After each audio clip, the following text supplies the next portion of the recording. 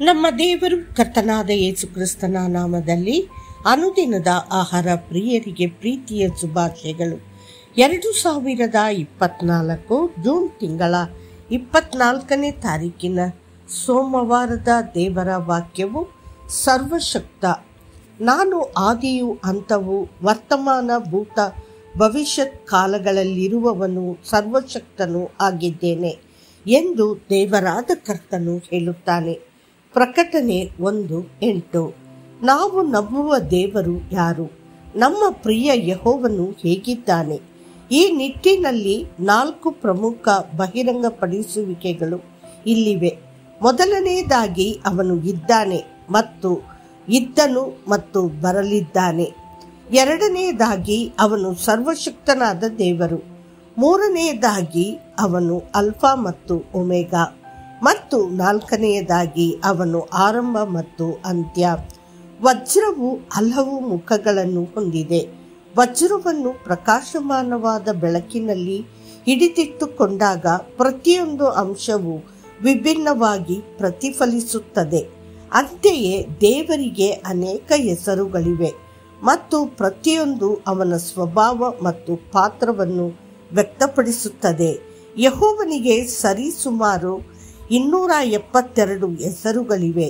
ಅವುಗಳಲ್ಲಿ ಒಂದು ಪ್ರಮುಖವಾದ ಹೆಸರು ಸರ್ವಶಕ್ತನಾದ ದೇವರು ಎಂಬುದಾಗಿ. ದೇವರಿಗೆ ಎಲ್ಲದರ ಮೇಲೆ ಪ್ರಭುತ್ವ ಮತ್ತು ಅಧಿಕಾರವಿದೆ. ಅವನು ತನ್ನ ಶಕ್ತಿಯಲ್ಲಿ ದೊಡ್ಡವನು. ಸರ್ವಶಕ್ತ ದೇವರು ಹೀಬ್ರೂ ಭಾಷೆಯಲ್ಲಿ ಎಲ್ ಶಡಾಯ್ ಎಂದು ಉಲ್ಲೇಖಿಸಲಾಗಿದೆ. ಕರ್ತನು ಅಬ್ರಹಾಮನಿಗೆ ಕಾಣಿಸಿಕೊಂಡಾಗ, ನಾನು ಸರ್ವಶಕ್ತ ದೇವರು, ನನ್ನ ಮುಂದೆ ನಡೆಯಿರಿ ಮತ್ತು ನಿರ್ದೋಷಿಯಾಗಿರಿ. ಆದಿಕಾಂಡ 17:1.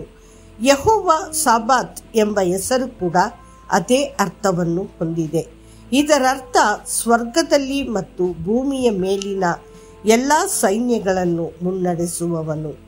ಸರ್ವಶಕ್ತನಾದ ದೇವರು ನನ್ನವನು ಮತ್ತು ನನ್ನ ಜೀವನ, ನನ್ನ ಸಾವನ್ನು ಗೆದ್ದವನು.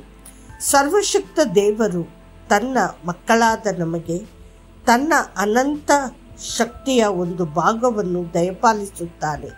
ಇದಲ್ಲದೆ, ನಾನು ನಿಮ್ಮನ್ನು ಸೇರಿಸಿಕೊಂಡು ನಿಮಗೆ ತಂದೆಯಾಗಿರುವೆನು, ನೀವು ನನಗೆ ಕುಮಾರ ಕುಮಾರತಿಯರು ಆಗಿರುವರೆಂದು ಸರ್ವಶಕ್ತರಾದ ಕರ್ತನು ಹೇಳುತ್ತಾನೆ. 2 ಕೊರಿಂಥದವರಿಗೆ 6:18. ಸರ್ವಶಕ್ತನು ನಿಮಗೆ ನೀಡಿದ ಶಕ್ತಿಯನ್ನು ಬಳಸಿ. ಕರ್ತನು ಹೇಳುತ್ತಾನೆ, ನೋಡಿರಿ, ಹಾವುಗಳನ್ನು, ಚೇಳುಗಳನ್ನು, ವೈರಿಯ ಸಮಸ್ತ ಬಲವನ್ನು ತುಳಿಯುವುದಕ್ಕೆ ನಿಮಗೆ ಅಧಿಕಾರ ಕೊಟ್ಟಿದ್ದೇನೆ. ಯಾವುದು ನಿಮಗೆ ಕೇಡು ಮಾಡುವುದೇ ಇಲ್ಲ. ಲೂಕ 10:19. ಆದ್ದರಿಂದ ನೀವು ಕತ್ತಲೆಯ ಅಥವಾ ಸೈತಾನನ ಯಾವುದೇ ಶಕ್ತಿಗೆ ಭಯಪಡಬೇಕಾಗಿಲ್ಲ. ಆ ದಿನ ರೋಮ್ ರಾಜರು ತಮ್ಮನ್ನು ತಾವು ಅತ್ಯಂತ ಶಕ್ತಿಶಾಲಿಗಳೆಂದು ತೋರಿಸಿಕೊಂಡರು. ಅವರು ಪ್ರಪಂಚದ ಬಹುಭಾಗವನ್ನು ವಶಪಡಿಸಿಕೊಂಡರು ಮತ್ತು ಅವರು ತಮ್ಮನ್ನು ದೇವರುಗಳಂತೆ ತೋರಿಸಿದರು. ಆದರೆ ಆ ರಾಜರ ಅಂತ್ಯವನ್ನು ನೋಡಿದರೆ ಬಹುತೇಕರು ಮಾನಸಿಕವಾಗಿ ಕುಗ್ಗಿ ಹುಚ್ಚಿ ಹಿಡಿಸಿಕೊಂಡಿರುವುದು ಕಂಡುಬರುತ್ತದೆ. ಅವರು ಆಳ್ವಿಕೆ ಮಾಡುವಾಗ ಅಧಿಕಾರವನ್ನು ಹೊಂದಿದ್ದರೂ ಅವರಿಗೆ ಸರ್ವಶಕ್ತತೆ ಇರಲಿಲ್ಲ. ರೋಮನ್ ಸಾಮ್ರಾಜ್ಯದಲ್ಲಿ ಕ್ರೈಸ್ತರನ್ನು ಕೀಳಾಗಿ ಪರಿಗಣಿಸಲಾಗಿತ್ತು.